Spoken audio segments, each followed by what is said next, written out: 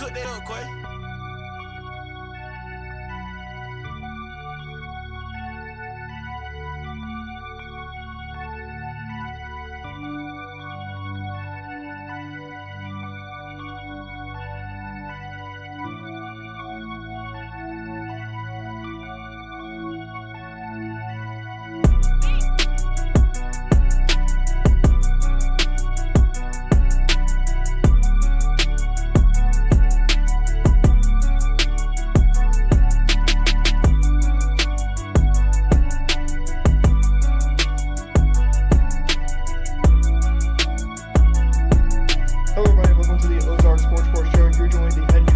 Clever BlueJays coach Justin Snider. And for today's show, we got a preseason preview to talk about with the head coach of the Clever BlueJays, Coach Justin Snider. Going back to last season, the Clever BlueJays had a 15-8 season, finishing second in the Class 3 District 11 tournament. So, Coach Snider, going into this 2022 campaign, what's going to be the initial objectives and expectations for this 2022 Clever BlueJays baseball team? Will definitely be a different look. We graduated 7 seniors, and we have a lot of new faces and a lot of new kids. We have a big class of freshmen, but last year, it didn't end like we wanted it to. We lost 1-0 to Stratford in the district championship game, but the kids, for everything that they went through and what all that brought upon us early in the season, I was extremely proud of how we finished and how they came back, and they battled through a lot of adversity last year, so I was really proud of them, and our expectations don't ever lower here. We expect to do things right and play the game the right way, and this year we've got a lot of new faces that will be playing varsity, and we'll get ready to go. Get ready to go for this 2022 season that will be starting in about 2 weeks. Yep. As you guys will be taking on Quappa, Oklahoma. So what do you know about Quappa when you guys will take them? I know nothing about them. I just sent a mass email out asking for somebody to play on that first Friday of the season, and they answered and said they would come to us. So I don't know a lot about them, but they'll have probably about 8 to 10 games underneath their belt, and it'll be our first. So we'll see how that goes. But I know last year they were 22-11. So they were pretty good last year, but it'll be a good test for us early in the year. It will be a good test when you guys bring in a team from out of state in Quappa, Oklahoma, which is just not too far away from Joplin. No, it's right where the casino's at. And so going into the season, you guys last year on and off the field were facing adversity and heartbreak last year, as we unfortunately had to break some tragic news as one of your former players actually passed away last year. That was Sean Gilmore. So when he was on the field, what did he usually bring to the dinner table when he was on the field for Clever? Intensity, focus. Sean was a great kid. That was a terrible thing. It was the 1-year anniversary on Saturday, and we had practice, and that was tough. But Sean was a good kid. He just battled some demons and unfortunately, passed away. But the kids, they deserve a ton of credit for handling it as tough and as hard of a situation as that was. I'm not sure they could have handled it any better than what they did. The first couple weeks after it happened were just awful, and it never gets easier. But we found a way to cope while at the same time getting better on the field. The Gilmore family was awesome, and their support for the kids and support for our program, and they still are to this day. But it was, I wouldn't wish that upon anyone. It was just such a hard thing to handle and deal with. It was a hard thing to deal with. No team wants to deal with that during the season or any time of the year. And so with this young team coming into the 2022 season, this team, as you said, has potential. As you know, replacing 90% of your starting 9. So who do you think is going to be some key contributors for this 2022 season? Who do you think is going to be coming in to step in some key roles? I'll start with the seniors. We've got some areas of experience, and that's a plus. And that would be on the mound. We've got a senior Corbin Alley, who was our number 3 pitcher last year, number 3-4. Him and Lane Mendenhall are kind of 1A, 1B this year, and they were kind of 3A and 3B last year, depending on who we're playing. Corbin started the district championship game and threw awesome against Stratford, and towards the end of the year, well, probably about midway through the year and to the end, he threw really, really well. So Corbin will probably be that 1A, 1B guy on the mound, and he'll play a lot more in the field. He didn't get to play in the field a lot last year, but he'll definitely play a little bit of third, a little bit of first. Probably hit towards the bottom of our lineup. Seth McGaffey is another kid that came back. That'll be a comeback starter. He was our DH last year. He'll probably DH and play some first base. But he's a good stick in the middle of our order, and he's a big, strong kid. Carson Springer is a left-handed pitcher that came back this year. Had been playing golf and came back, and he'll probably help a lot in our depth for pitching. Juniors, we returned Hayden Camp. He was our 2-hole hitter, was honorable mention All-State, so that's a plus to have those guys back. Newcomers in the junior class, Trevor Doolin's going to battle it out in the catching position. We've kind of got like a 3-way battle going on in that catcher spot right now with him, a freshman and a sophomore. And then Carter Winger's kind of in a positional battle too at second base. He'll for sure see time on the mound. And as far as, the battle at second base, he's battling with a freshman to see who gets some playing time.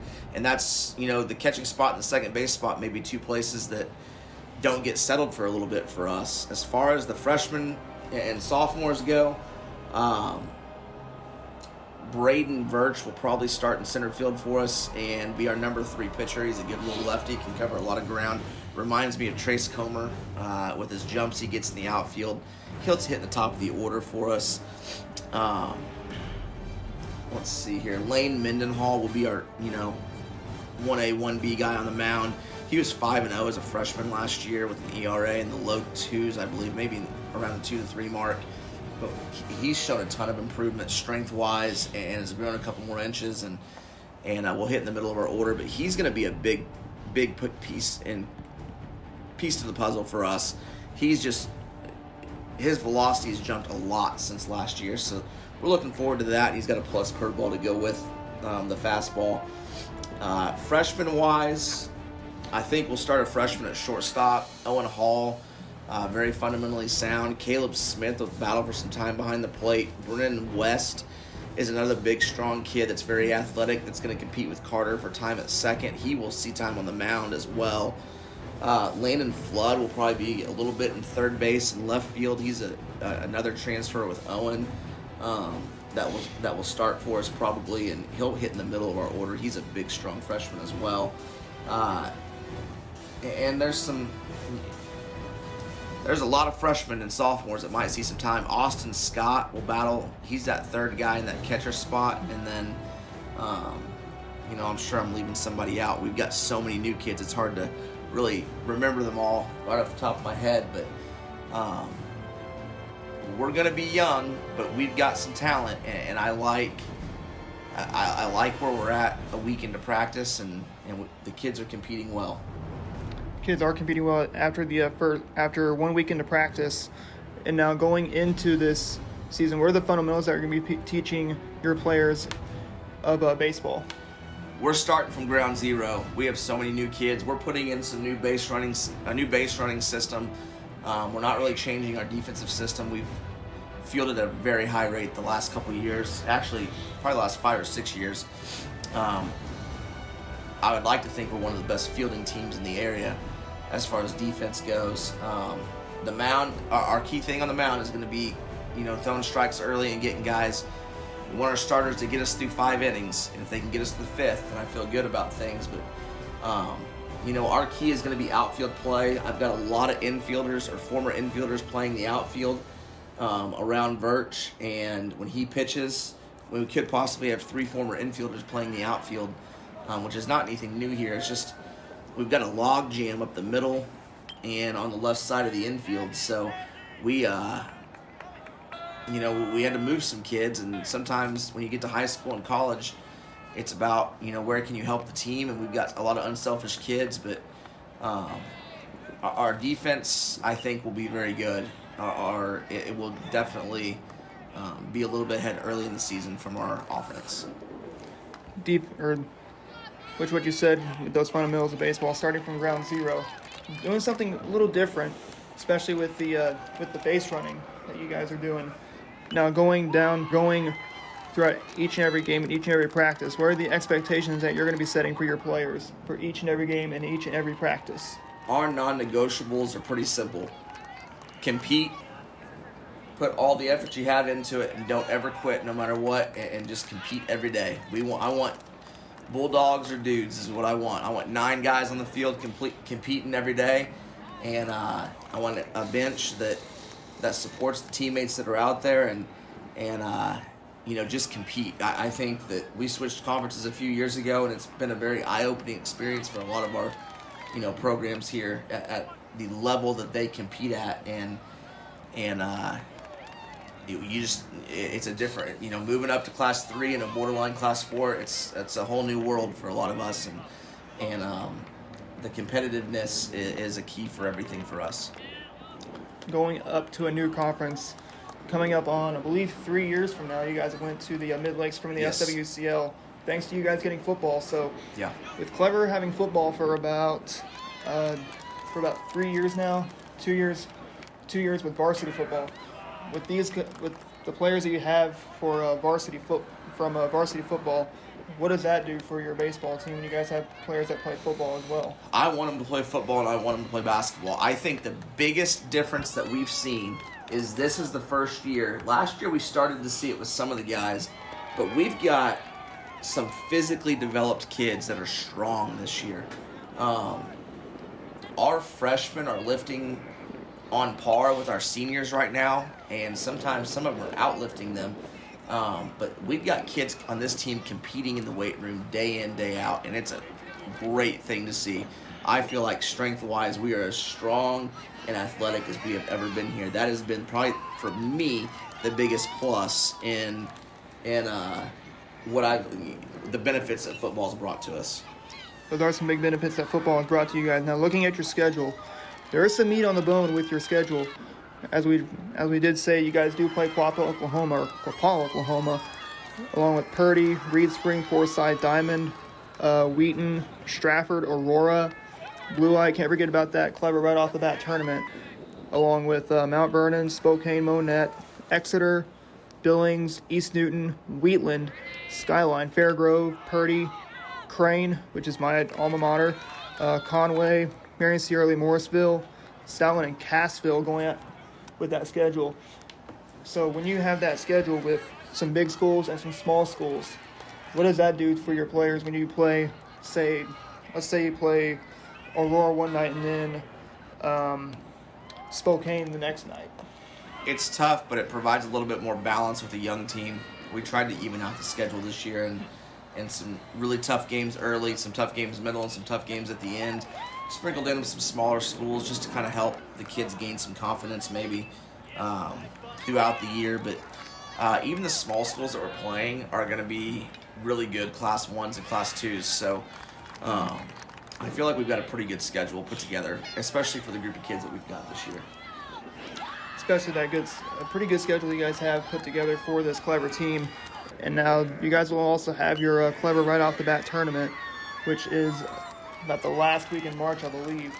You guys see some schools from Big 8 to about the Mid-Lakes, maybe some schools from the SWCL and the Mark Twain. So Yep. with that tournament, who's going to be in your right off the bat tournament this year? Our pool is Spokane, us, and Mount Vernon. And the other pool is Aurora, Fairgrove, and Buffalo. So we've got the Big 8, the Mid-Lakes, SWCL, and then I think Mid-Mssouri is what Buffalo's in. But we've got a good group of teams, and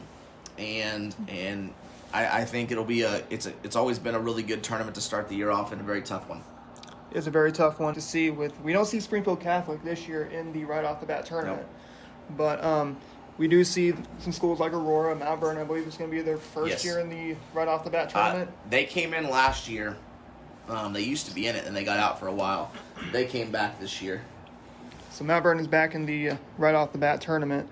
And now with your coaching staff that you guys have 2 coaches, Cameron Garcia and Tyler Martin, which Tyler Martin, a former Clever Blue Jay, who came over from Crane. So, Yep.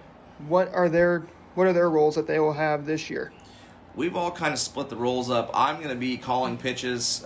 We all three split pitching duties. But Tyler's main focus is outfielders and offense. My focus is base running and defense, and then calling pitches, and then Cameron's is pitching and catchers. I also take care of the infielders. So, but we all three have experience in a lot of those areas, and it's a good group of coaches, and I think we handle a lot of the basics and fundamentals of development in all of the areas of the game very well. So your three coaches, including yourself, do usually handle every fundamental of the game of baseball pretty well, from what I've known of. So with this year, it's 2022, it's been 10 years since you guys made it to the Final Four. That was at Meadow Park in Springfield, with the Final Four now back in Southwest Missouri, but actually in Ozark. So what's it going to be if you guys want to make it to the Final Four, as this year was going to be 10 years since Clever has been to the Final Four? It's going to be tough. Class 2 and Class 3 baseball, there's some really, really good teams in the area right now.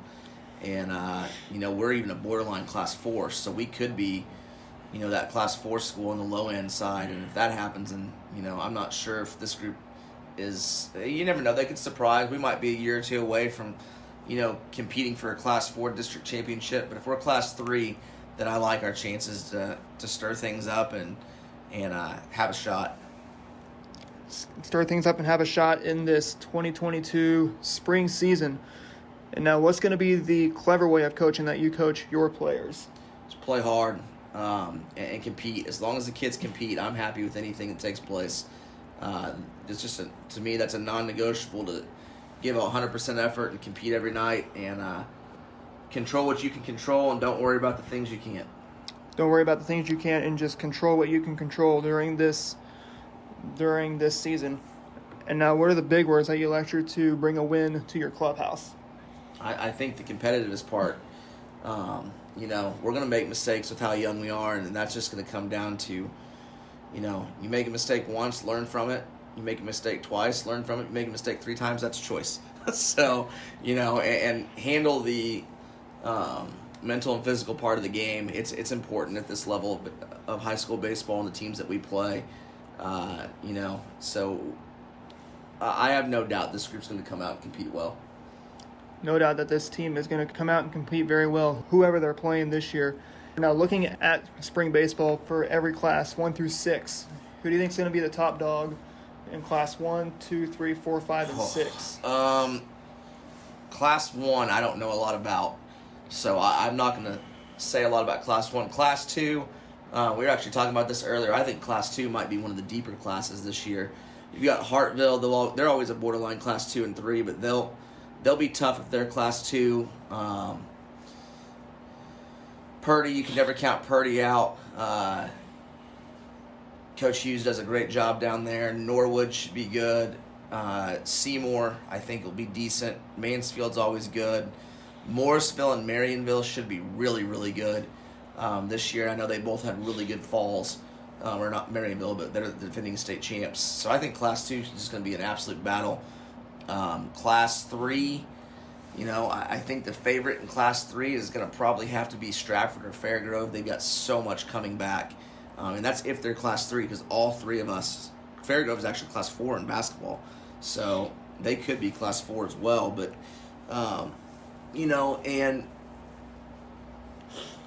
Forsyth will be good too. They were Class 4 in basketball as well, though. So you just never know for another week and a half to see where or what class we're going to be in. I'd like to think with the 1-2 punch we have on the mound that we'll be able to compete as well. But, Stratford's got so much returning. Fairgrove has a ton returning, and Forsyth has a ton returning.